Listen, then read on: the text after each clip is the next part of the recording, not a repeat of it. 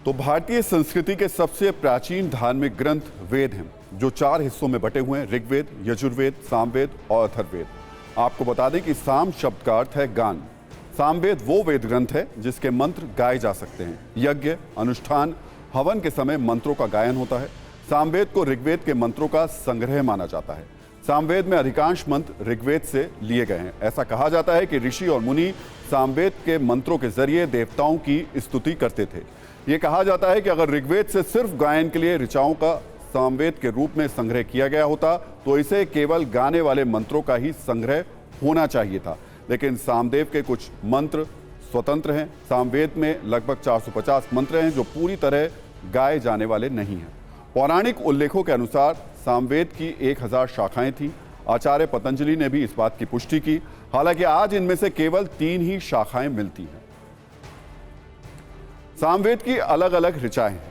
पहला अध्याय जिसमें आग्नेय पर्व है, इसमें अग्नि से संबंधित ऋचाएं हैं। दूसरे से चौथा अध्याय ऐन्द्र पर्व है, इसमें इंद्र की स्तुति है। 5वां अध्याय पवमान पर्व है, इसे ऋग्वेद के नवम मंडल से लिया गया है।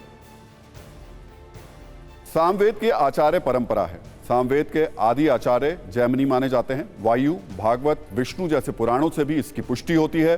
पुराणों के अनुसार वेदव्यास ने अपने शिष्य जैमिनी को सामवेद की शिक्षा दी थी। जैमिनी के बाद सुमंतु, सुनवान, स्विके, सुनु, सुकर्मा तक पीढ़ी दर पीढ़ी ये अध्ययन परंपरा जारी रही। सुकर्मा ने सामवेद के संहिता का व्यापक विस्तार किया। गीता और महाभारत में भी सामवेद का जिक्र है।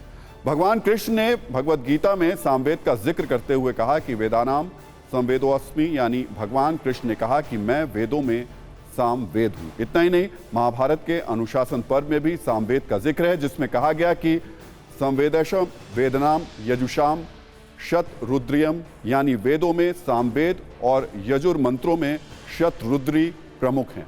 अग्नि पुराण में कहा गया कि सामवेद के मंत्रों का विधिपूर्वक जप करने से मनुष्य रोग पीड़ा से मुक्त होता है।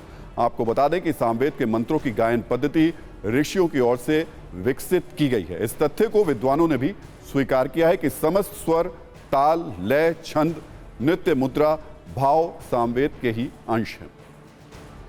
ऋग्वेद की तरह सामवेद से भी तत्कालीन उन्नत समाज का पता चलता है। सामवेद ऋग्वेद के बाद की रचना है, इसलिए कहा जाता है कि सामवेद का अध्ययन ऋग्वेद काल के बाद विकसित लोक कला और संस्कृति को भी रेखांकित करता है। सामवेद को ऋग्वेद का पूरक भी कहते हैं, इसलिए इसे वेदत्रयी यानी ऋग्वेद, यजुर्वेद के साथ गिना जाता है। शुरू में 4 वेद नहीं थे, एक ही वेद ग्रंथ माना जाता था, जैसा कि महाभारत में कहा भी गया है। एक एव पुरा वेदा प्रणवः सर्वाढ़ मय। बाद में वेद के 4 भाग किए गए: ऋग्वेद, यजुर्वेद, सामवेद और अथर्ववेद। इन्हें चतुर्वेद भी कहा जाता है। श्रुति परंपरा यानी सुनने की परंपरा से पीढ़ी दर पीढ़ी निरंतर विकसित होते रहने वाले इस ज्ञान के भंडार का विभाजन वेद व्यास ने किया था। ये विभाजन मुख्य रूप से साहित्यिक विधाओं पर आधारित है, जिसमें पद, गद और गान है। आमतौर पर किसी भी भाषा का साहित्य इन्हीं 3 रूपों में पाया जाता है। वेदों को इस कसौटी पर देखें तो सामवेद गान प्रधान यानी गायन प्रधान है या गाया जाता है। आखिर सामवेद के उर्दू संस्करण में औरंगजेब का नाम कैसे आया, दारकशिकोह का नाम कैसे आया, ये जिक्र क्यों हुआ, ये भी आपको बता देते हैं। कई इतिहासकारों के मुताबिक साल 1657 में शाहजहां के बेटे दारकशिकोह ने प्राचीन हिंदू शास्त्र उपनिषद का अनुवाद करने का प्रयास किया था। दारकशिकोह ने पंडितों, मौलवियों की मदद से 4 पुराणों का पर्शियन में अनुवाद भी किया था, जिसके बाद दारकशिकोह का भाई और मुगल शासक औरंगजेब ने उसकी हत्या करवा दी थी।